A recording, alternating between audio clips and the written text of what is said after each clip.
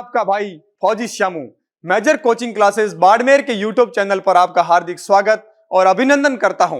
अपन GK GS की special series में most important MCQs की पहले क्वेश्चन की ओर बढ़ते हैं और हमारा पहला क्वेश्चन है, इसरो का पूरा नाम क्या है? इसरो भारत की अंतरिक्ष एजेंसी इसरो है, जो रॉकेट और चंद्रयान जो कोई भी लॉन्च करता है वो लॉन्च करने का काम इसरो ही करता है।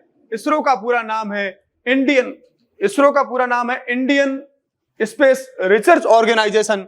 इसरो की स्थापना 15 अगस्त 1969 को हुई थी और इसके प्रथम अध्यक्ष डॉक्टर विक्रम साराभाई और वर्तमान अध्यक्ष का प्रश्न आ जाए तो कौन है? एस सोमनाथ है। हम दूसरे क्वेश्चन की ओर बढ़ते हैं। हमारा दूसरा क्वेश्चन है, संविधान सभा की प्रथम बैठक कब हुई? संविधान सभा की प्रथम बैठक कब हुई? 9 दिसंबर 1946 को हुई। संविधान सभा से यदि प्रश्न पूछे जाए तो ध्यान रखना कि संविधान सभा की प्रथम बैठक कब हुई? संविधान सभा की प्रथम बैठक 9 दिसंबर 1946 को हुई। इसी दिन संविधान सभा के अस्थायी अध्यक्ष सबसे वयोवृद्ध व्यक्ति डॉक्टर शशिनानंद सिन्हा को अस्थायी अध्यक्ष बनाया गया। इसके बाद में यदि प्रश्न आ जाए संविधान सभा के अध्यक्ष या संविधान सभा के स्थायी अध्यक्ष तो होंगे डॉक्टर राजेंद्र प्रसाद। ये हमारा संविधान कब बनकर तैयार हुआ? 26 नवंबर 1949 को हमारा संविधान बनकर तैयार हो गया, मगर यदि संविधान को लागू कब किया गया तो 26 जनवरी 1950 को हमारा संविधान लागू हुआ। हम दूसरे क्वेश्चन की ओर बढ़ते हैं। तिरंगे की लंबाई और चौड़ाई का अनुपात कितना है? इस तिरंगे के लिए तो मरते हैं और जीते हैं अपन। इस तिरंगा का कफन हमें मिले इसके लिए तो हम तैयारी ही कर रहे हैं और ये जी जान लगा रहे हैं और पसीना बहा रहे हैं। तो इसके लंबाई और चौड़ाई का अनुपात कितना है? तो इससे और क्वेश्चन कौन कौन से संविधान सभा ने तिरंगे को कब अपनाया? 22 जुलाई 1947 को तिरंगे को संविधान सभा ने अपनाया। इसमें 3 रंग है, केसरिया वीरता और बलिदान का प्रतीक है, सफेद शांति का प्रतीक है और हरा किसका प्रतीक है? हरियाली और खुशहाली का प्रतीक है। यह भी क्वेश्चन पूछा गया है कि तिरंगे में कितने रंग है? तो तिरंगे में 3 रंग है। तिरंगे के मध्य एक अशोक चक्र है, उसके अंदर तीलियां कितनी है? उसके अंदर 24 तीलियां हैं। तो तिरंगे की लंबाई और चौड़ाई का अनुपात कितना हो गया? 3:2। एक बार आर्मी में यह भी क्वेश्चन पूछा गया कि इसकी चौड़ाई और लंबाई, देखो पहले क्या प्रश्न को ध्यान से पढ़ना है, सबसे इंपॉर्टेंट चीज है प्रश्न को ध्यान से पढ़ना। कहीं बस 3:2 ही मन में रट के नहीं रखना है। ये यदि चौड़ाई और लंबाई पूछ लिया जाए तो 2:3 होगा। आपको कंफ्यूजन करने के लिए बस थोड़ा सा उसको दिमाग चाहिए। अगला क्वेश्चन हमारा होगा, तीनों सेनाओं के सर्वोच्च सेनापति है। तीनों सेनाओं कौन सी? आर्मी, नेवी और एयरफोर्स। तीनों सेनाओं के सर्वोच्च सेनापति कौन हुए?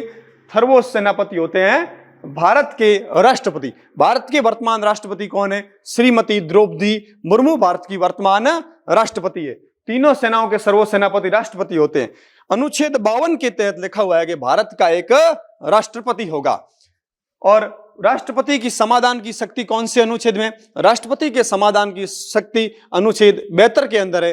राष्ट्रपति के पास आपको पता ही आपातकाल की शक्तियां होती है, 352, 356 और 360। अपन ने 3 महत्वपूर्ण आपातकाल की शक्तियां पढ़ी है। अनुच्छेद 352 का प्रयोग कितनी बार हुआ है ये भी आपको याद रखना चाहिए। सन 1962 का जो युद्ध हुआ था भारत और चीन के मध्य, उस समय एक 352 का प्रयोग किया गया था। उसके बाद में 1971 के भारत और पाकिस्तान के, जिस समय हमने बांग्लादेश को आजाद कराया, उस समय भी 352 का प्रयोग हुआ।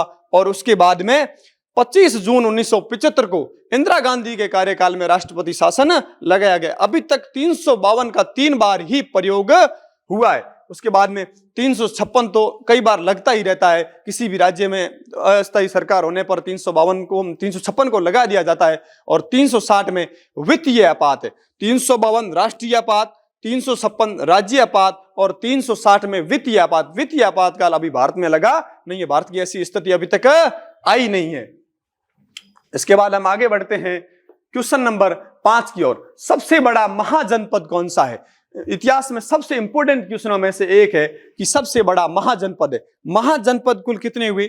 16 महाजनपद हुए। इनमें से सबसे बड़ा यदि महाजनपद था तो कौन सा था? मगध था। और इसकी राजधानी कौन सी है? मगध की राजधानी राजगृह। हमारा ऑप्शन नंबर 1 है अस्मक। अस्मक देखो, अस्मक दक्षिण भारत का एकमात्र महाजनपद था, बाकी महाजनपद गंगा नदी के तट पर ही बसे हुए थे। ये अस्मक महाजनपद कौन सा था? अस्मक दक्षिण भारत का एकमात्र महाजनपद। इंद्रप्रस्थ, इंद्रप्रस्थ दिल्ली का पुराना नाम, प्रश्न आ जाए दिल्ली का पुराना नाम क्या है तो क्या होगा? इंद्रप्रस्थ। तक्षशिला महाविद्यालय तो आपने बहुत सुना होगा। इसके बाद हमारा क्वेश्चन नंबर 6 है, भारतीय चित्रकला का स्वर्ण काल किसको कहा जाता है? भारतीय चित्रकला का स्वर्ण काल किसको कहा जाता है? तो हमारा पहला ऑप्शन है शाहजहां। शाहजहां को मुगल कालीन में स्थापत्य कला का जनक माना जाता है। स्थापत्य कला का स्वर्ण काल यदि किसी को कहा जाता है मुगल काल में तो वो था शाहजहां का काल। ठीक है, अकबर, अकबर के काल को हिंदी साहित्य का स्वर्ण काल कहा जाता है। तो भारतीय चित्रकला का स्वर्ण काल किसके काल को कहा जाता है? जहांगीर के काल को भारतीय चित्रकला का। ये तीनों ही मुगल शासक है। ठीक है, मुगल वंश की स्थापना और मुगल वंश के प्रथम शासक आपको पता ही है 1526 के अंदर मुगल वंश की स्थापना होती है और मुगल वंश के प्रथम शासक कौन थे? बाबर थे। ठीक है, और ये सभी मुगल वंश के शासक हैं। इसके बाद में हमारा क्वेश्चन नंबर 7 है, भारतीय राष्ट्रीय कांग्रेस की स्थापना कब हुई? इंडियन नेशनल कांग्रेस, भारतीय राष्ट्रीय कांग्रेस की स्थापना कब हुई? भारतीय राष्ट्रीय कांग्रेस की स्थापना 1885 में। 1885 में तेज बहादुर संस्कृत कॉलेज मुंबई के अंदर भारतीय राष्ट्रीय कांग्रेस की स्थापना होती है। और भारतीय राष्ट्रीय कांग्रेस के यदि संस्थापक से प्रश्न आ जाए तो संस्थापक कौन है? A.O. ह्यूम है। और यदि प्रश्न आ जाए भारतीय राष्ट्रीय कांग्रेस के प्रथम अध्यक्ष तो प्रथम अध्यक्ष हुए व्योम चंद्र बनर्जी। ठीक है, हमारा क्वेश्चन नंबर 8 हुआ, नाथुला दर्रा को पुनः कब खोला गया? नाथुला दर्रा कहाँ स्थित है? प्रश्न यह भी आ सकता है क्योंकि नाथुला दर्रा बहुत अच्छा विवादित रहा है भारत और चीन के मध्य। ठीक है, तो नाथुला दर्रा सिक्किम राज्य में कहाँ है? नाथुला दर्रा सिक्किम राज्य में। सन 1962 में भारत और चीन के मध्य जब युद्ध हुआ तो इस दर्रे को बंद कर दिया गया। इस दर्रे को प्रश्न आ जाए कि बंद कब किया गया तो सन 1962 में भारत और चीन युद्ध के दौरान इस दर्रे को बंद कर दिया गया और 2006 में इस दर्रे को पुनः खोल दिया गया। हम बढ़ते हैं अगले क्वेश्चन की ओर। राष्ट्रीय युवा दिवस कब मनाया जाता है? राष्ट्रीय युवा दिवस कब मनाया जाता है और किसके जन्मदिन पर मनाया जाता है? ये बातें हमको बहुत ही ध्यान रखने योग्य। राष्ट्रीय, हमारा पहला ऑप्शन है 12 अगस्त। 12 अगस्त को तो अंतर्राष्ट्रीय युवा दिवस मनाया जाता है। कौन सा? अंतर्राष्ट्रीय युवा दिवस 12 अगस्त को। राष्ट्रीय युवा दिवस पूछे तो 12 जनवरी स्वामी विवेकानंद के जन्मदिन पर राष्ट्रीय युवा दिवस मनाया जाता है। 29 अगस्त को राष्ट्रीय खेल दिवस, मेजर ध्यानचंद के जन्मदिन, मेजर ध्यानचंद के याद में 29 अगस्त को राष्ट्रीय खेल दिवस और 6 अप्रैल को अंतर्राष्ट्रीय खेल दिवस मनाया जाता है। दिवस से एक महत्वपूर्ण क्वेश्चन आता ही है। इसके बाद हम अगले क्वेश्चन की ओर बढ़ते हैं। हमारा अगला क्वेश्चन नृत्य से है कि गरबा नृत्य किस राज्य का प्रसिद्ध है? तो गरबा और डांडिया हमने खूब सुना है। गरबा और डांडिया कहां के हैं? गुजरात के। हम राजस्थान की बात करें तो राजस्थान में घूमर और कालबेलिया नृत्य बेहद प्रसिद्ध है। इसके बाद महाराष्ट्र में लावणी और तमाशा। असम की बात करें तो बिहू। ये तो कई बार आर्मी के एग्जाम में पूछा गया कि बिहू कहां का नृत्य है, तो बिहू कहां का हुआ? असम का। अगले क्वेश्चन की ओर हम बढ़ते हैं। हमारा अगला क्वेश्चन है 2023 का G20 शिखर सम्मेलन कहां हुआ था? 2023 के आपने इसकी तो सुर्खियां न्यूज में सब जगह सुनी होगी। ये तो ठीक है, यहाँ करवा दे भले ही, पर आपको पूरा पता है इसके बारे में। तो ये कहां हुआ था? दिल्ली में हुआ था। और दिल्ली कहां पड़ती है? भारत में। 2023 का G20 शिखर सम्मेलन कहां हुआ था? भारत के अंदर हुआ था। इसके बाद हम अगले क्वेश्चन की ओर बढ़ते हैं। पाकिस्तान की गुप्तचर संस्था कौन सी है? पाकिस्तान, ये भाई आप आओगे तो आपका ही काम, इनकी जो संस्था के आदमी है उनको मारना और हम तो उनको टपका ही रहे हैं। बस यही अपना काम रहा। जो इनके आदमी आते हैं इनको पकड़ के टपकाना, सबसे बड़ा काम अपना यही है। ठीक है, तो इसके बारे में तो ध्यान होना ही चाहिए कि इनको बस देखते ही टपकाना अपना यही काम होना चाहिए। तो इसके बारे में पूरा ध्यान होना चाहिए कि पाकिस्तान की गुप्तचर संस्था कौन सी है? ISI। पाकिस्तान की गुप्तचर संस्था ISI। इसके बाद हम अगले क्वेश्चन की ओर बढ़ते हैं। यूक्रेन की राजधानी क्या है? इसको तो बेचारे को बहुत सुना हमने, क्योंकि अब तो इजराइल ने हमास पर हमला कर दिया। इससे पहले न्यूज़ों का यही तो हेडलाइन हुआ करती थी तो हम इस क्वेश्चन की ओर बढ़ते हैं कि यूक्रेन, इसकी तो हालात काफी खराब भी है, तो इसकी राजधानी कौन सी है? कीव। इसके यदि राष्ट्रपति सुर्खियों में रहा है तो इसकी राष्ट्रपति पूछे तो व्लादिमीर जेलेंस्की इसके राष्ट्रपति है। यूक्रेन और किस देश के मध्य अभी युद्ध चल रहा है? तो यूक्रेन और रूस के मध्य। रूस के राष्ट्रपति पूछे तो व्लादिमीर पुतिन, और यूक्रेन के पूछे तो व्लादिमीर जेलेंस्की यूक्रेन के राष्ट्रपति है। पेरिस, देखो पेरिस किसकी राजधानी है? पेरिस फ्रांस की राजधानी है। पेरिस को सुंदरियों की नगरी कहा जाता है। कभी जाने का सौभाग्य मिले तो सुंदरियों की नगरी में जरूर जाना। इसके बाद मास्को रूस की राजधानी है, और वॉशिंगटन डीसी तो सबको पता ही है अमेरिका की राजधानी है। अमेरिका का वर्तमान राष्ट्रपति कौन है? आप मुझे कमेंट बॉक्स में बताएंगे। और अमेरिका के राष्ट्रपति का कार्यकाल आपको पता है कितना होता है? 4 साल का। भारत के राष्ट्रपति का 5 साल का। इसके बाद हम अगले क्वेश्चन की ओर बढ़ते हैं।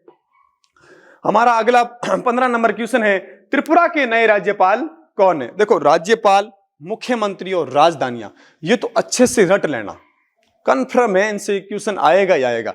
अब देखो जो करंट के सवाल अब आने शुरू है, इसमें तो राज्यपाल और मुख्यमंत्री ही सबसे ज्यादा आने की संभावना है, तो ये 100% रट ही लेना, ये तो बस ठीक है कि रट ही लेना है। तो त्रिपुरा के नए राज्यपाल कौन हुए? त्रिपुरा के नए राज्यपाल है इंद्रसेना रेड्डी। त्रिपुरा के नए राज्यपाल कौन हुए?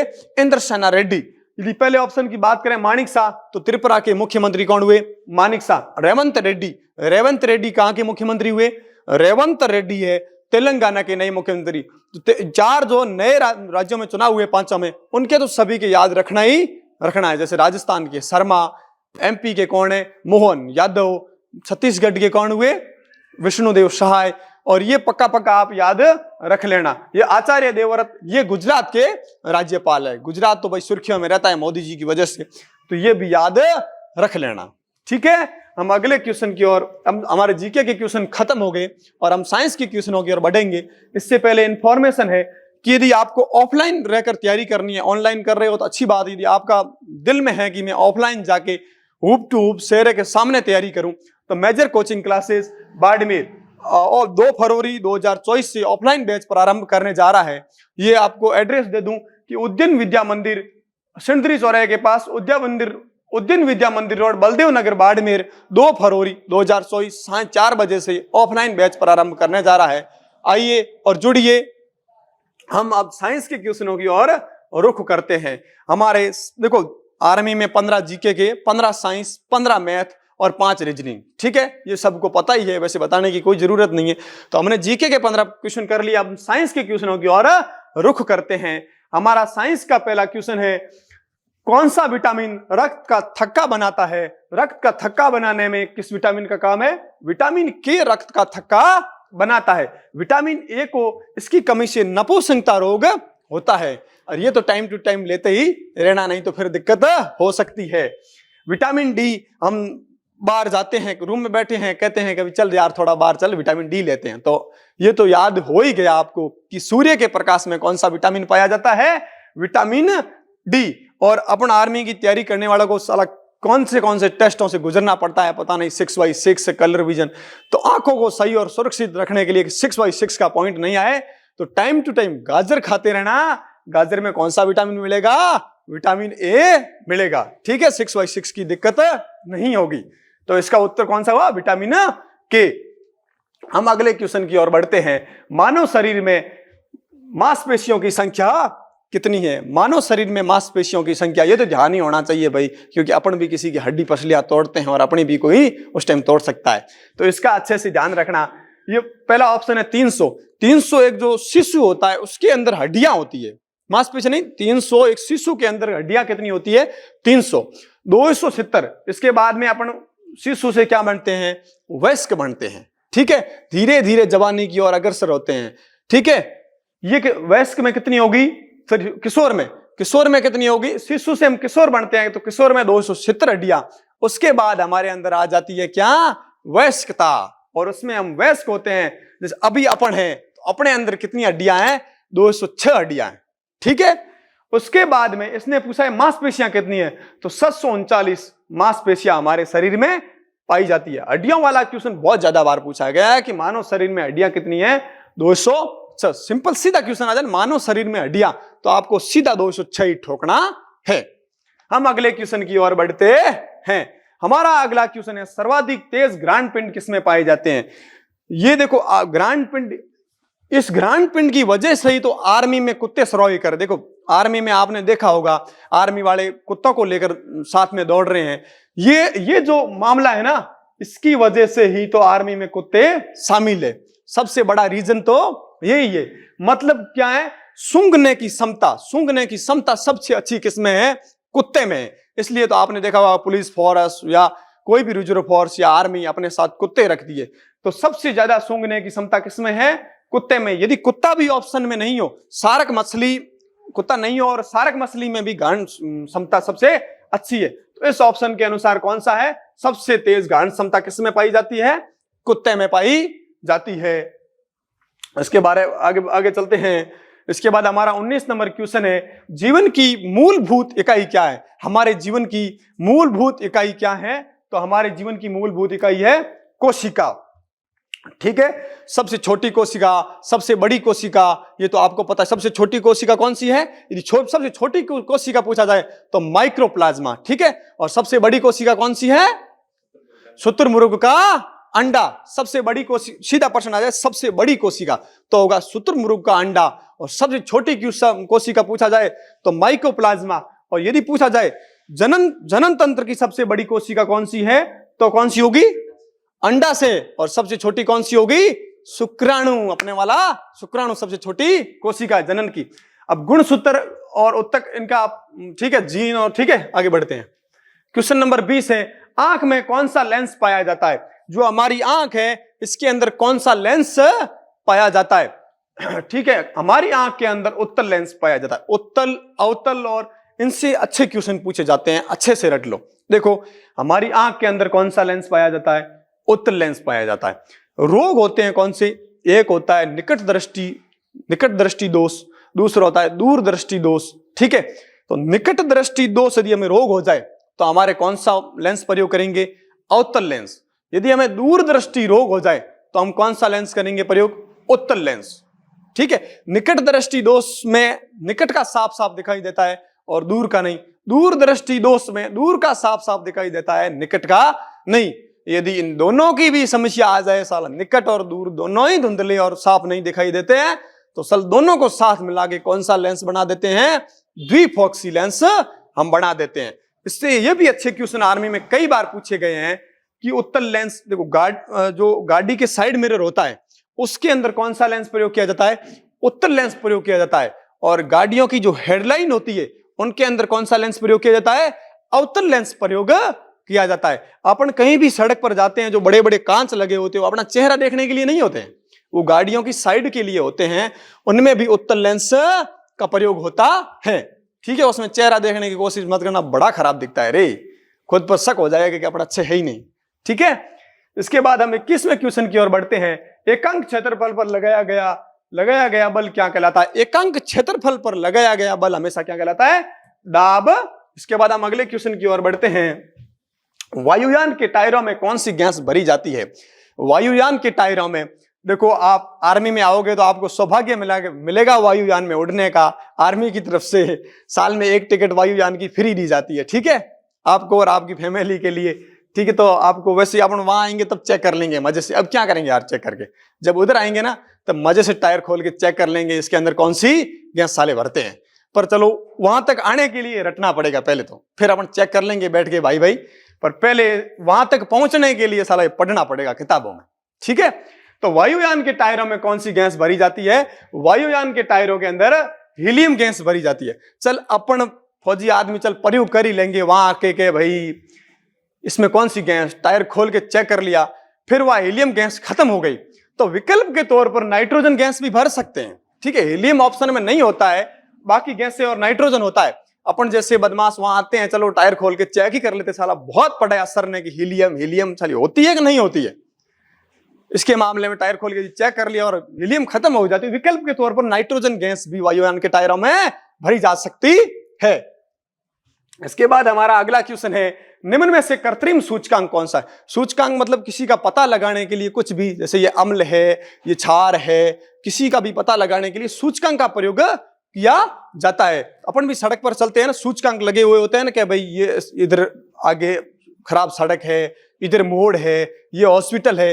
वैसे ही अम्ल और क्षार का पता करने के लिए सूचकांक का प्रयोग किया जाता है, वो सूचकांक है। तो इसमें पूछा कृत्रिम सूचकांक कौन सा है? कृत्रिम मतलब अपने द्वारा निर्माण किया गया सूचकांक, प्रकृति ने दिए उनसे अपन मानते ही नहीं है, अपन खुद बना के कुछ न कुछ मानते हैं, ठीक है ना। तो कृत्रिम सूचकांक कौन सा है? Methyl orange. मेथिल ऑरेंज एक कृत्रिम सूचकांक है। लिटमस पेपर और हल्दी ये क्या है? प्राकृतिक सूचकांक है, ये हमें प्रकृति से प्राप्त होते हैं। मगर यदि कृत्रिम देखो इसमें प्राकृतिक सूचकांक पूछ ले तो लिटमस पेपर और हल्दी होगा, यदि कृत्रिम पूछा है तो मेथिल ऑरेंज हमारा कृत्रिम सूचक होगा। चलो हम अगले क्वेश्चन की ओर बढ़ते हैं। निम्न में से नर ग्रंथि कौन सी है? ये तो अपने को मजे से पता है, आराम से, कोई दिक्कत नहीं है। पर चलो कभी कभार इस वर्षण और अंडाणु में हम गड़बड़ कर देते थे पहले, अब तो अपन मजे से समझते हैं। अंडाणु अपने वाला अंडाणु नहीं समझना है, ठीक है। निम्न में से नर ग्रंथि कौन सी है? तो नर ग्रंथि है इसमें वर्षण। वर्षण एक नर ग्रंथि है। इसमें से भी प्रश्न पूछा जाता है जनन के लिए। जनन में सबसे छोटी कोशिका और सबसे बड़ी कोशिका, यदि जनन में सबसे छोटी बड़ी कोशिका हो तो अंडाणु होगा, जनन में सबसे छोटी कोशिका शुक्राणु, ठीक है। इसके बाद अंडाशय के बारे में आप जानकारी हासिल कर लेना, ठीक है। हम अगले क्वेश्चन की ओर बढ़ते हैं। निम्न में से किसे शाही रोग के नाम से जाना जाता है? पता नहीं क्या क्या नाम दे देते हैं ये, और अपने साले दिक्कत करते हैं आगे आके। अब ये शाही रोग ये भी कोई नाम है? चलो पर पढ़ना पड़ेगा, आप दे दिया तो साइंस वालों ने। निम्न में से शाही रोग के नाम से जाना जाता है। ये भाई शाही रोग कैसे हुआ? क्योंकि शाही घराने को हो गया तो ये शाही रोग है। ब्रिटिश का राज घराना है, उसमें ये रोग हो गया तो इनका नाम, रोग का नाम क्या दे दिएगा? शाही रोग, ठीक है। तो शाही रोग कौन सा है? हीमोफीलिया। हीमोफीलिया एक शाही रोग है। इसके बाद हमारा पहला ऑप्शन है वर्णांधता। वर्णांधता मतलब कलर ब्लाइंडनेस। आपने कोई तो आर्मी का टेस्ट दिया होगा यार, आपको सबको पता है कलर ब्लाइंडनेस की डायरी दिखाई जाती है, वो डायरी किसी किसी को नहीं दिखती है, ठीक है। वो वर्णांधता रोग है। वास्तविकता वर्णांधता रोग है तो क्या लाल हरा दिखता है और हरा लाल दिखता है, पर इतना ज्यादा किसी को होता नहीं है। ये पुरुषों में ही होता है, महिलाओं में नहीं होता है। इसकी वाहक वर्णांधता रोग होती है, कलर ब्लाइंडनेस, उसकी वाहक तो कौन होती है? मादा होती है, मगर मादा में ये रोग होता नहीं है, ये रोग सिर्फ पुरुषों में होता है, ठीक है। और ये डायरी जो अपन को कलर ब्लाइंडनेस के आपको टेस्ट में जिसने नहीं दिया वहां जाकर देख लेंगे कि डायरी दिखाई जाती है, उसमें अक्सर लिखे होते हैं। वो कलर ब्लाइंडनेस वर्णांधता का टेस्ट करने के लिए लिया जाता है कि ये बंदा कहीं इस रोग से ग्रसित तो नहीं है। इसके बाद पटाऊ सिंड्रोम। तेरे को पटाऊ मतलब 13वें गुणसूत्र की कमी से कौन सा रोग होता है? Patau syndrome. और इसके बाद जैकब सिंड्रोम। भाई इस रोग से, इस सिंड्रोम से ग्रसित लोग तो क्या होते हैं? अपने आप में क्या कहते हैं? बदमाश टाइप के लोग होते हैं। इस रोग से ग्रसित लोगों को क्या कहते हैं? सुपरमैन और सुपर फीमेल बोला जाता है, ठीक है। बदमाश थोड़ा अपने आप में सुपर ही उसको बना देता है, ठीक है। इसके बाद हम अगले क्वेश्चन की ओर बढ़ते हैं। पेट में अम्लीयता को दूर करने के लिए किसका उपयोग किया जाता है? अपन शादी ब्याह में जाते हैं, थोड़ा ज्यादा वायदा माल बना के दबा ही लेते हैं, पेट फुल भर लेते हैं, फिर क्या बन जाती है? अपने एसिडिटी बन जाती है, अम्लीयता बढ़ जाती है। फिर अपन क्या करते हैं? चलो मेडिकल पर जाते हैं, इसकी थोड़ी एसिडिटी को कम करते हैं, अम्लीयता को पेट में कम करते हैं। पेट में अम्लीय बढ़ गया तो अपन क्या खाएंगे? क्षार। क्षार खाते ही ये इसको न्यूट्रल कर देता है। भाई देखो अम्ल ज्यादा हो गया तो उस पर क्षार डालो तो वो न्यूट्रल कर देगा अपने आप को, ठीक है। तो इसकी अम्लीयता को दूर करने के लिए अपने मेडिकल वाला अपने को क्या देता है? मिल्क ऑफ मैग्नीशिया, इसका उपयोग हम करते हैं, ठीक है। प्लास्टर ऑफ पेरिस, हम ऊपर की छत को ठंडा रखने के लिए प्लास्टर ऑफ पेरिस का प्रयोग करते हैं। हम अगले क्वेश्चन की ओर बढ़ते हैं। नॉन स्टिक बर्तनों में किसका उपयोग किया जाता है? नॉन स्टिक बर्तनों में हम टेफलॉन का प्रयोग करते हैं। किसका प्रयोग करते हैं? नॉन स्टिक बर्तन वो होते हैं जिसमें जैसे कोई भी तड़का वड़का देना, आज क्या लुगैया क्या है, साफ करने में बड़ी दिक्कत होती है, तो नॉन स्टिक बर्तन में मतलब चिकनाई नहीं चिपकती है, ठीक है। तो नॉन स्टिक बर्तनों में ध्यान रख लेना, कभी भी जो शादी हो उसके बाद बर्तन लाओ तो कौन से लाने हैं? नॉन स्टिक लाने हैं, ताकि नीचे तड़का वड़का चिपके नहीं, ठीक है। इसके बाद में बेकेलाइट, जो हमारे ट्यूबलाइट होती है, सॉरी स्विच होते हैं, इनके अंदर बेकेलाइट का प्रयोग किया जाता है। पॉलीथीन हम रात दिन यूज करते हैं, नायलॉन का कपड़ा तो सुना ही होगा। इसके बाद हम अगले क्वेश्चन की ओर बढ़ते हैं। द्विनाम पद्धति के जनक कौन है? द्विनाम पद्धति के जनक कौन है? कार्ल लिनियस द्विनाम पद्धति के जनक है। आर.एच. व्हिटेकर पंचनाम पद्धति के जनक है। ठीक है, और आगे अगले क्वेश्चन की ओर बढ़ते हैं। शैवालों का अध्ययन किसमें किया जाता है? शैवालों का अध्ययन से एक क्वेश्चन जरूर पूछा जाएगा। तो शैवालों का अध्ययन किससे में हुआ? Phycology, cytology. तो कोशिका के अध्ययन को क्या कहते हैं? साइटोलॉजी। और शैवालों के अध्ययन को क्या कहते हैं? फाइकोलॉजी। हार्टिकल्चर में उद्यान का अध्ययन किया जाता है। ठीक है, इसके बाद हम अगले क्वेश्चन की ओर बढ़ते हैं। हमारा अगला क्वेश्चन है प्रकाश की गति। प्रकाश की गति कैसी होती है? सरल रेखीय। प्रकाश एक सीधी रेखा में गमन करता है, एक और सरल रेखीय गति है। आप वहां जाओगे तो आपको उसका अनुभव हो जाएगा। हमें तो अनुभव है, राइफल यहां रख के जो गोली छोड़ी जाती है वो भी सीधी सरल रेखीय में गमन करती है। साली सीधी जाके, मैंने पहले ही बताया आईएसआई वाला, वो उस दुश्मन के सीने पर ही लगती है।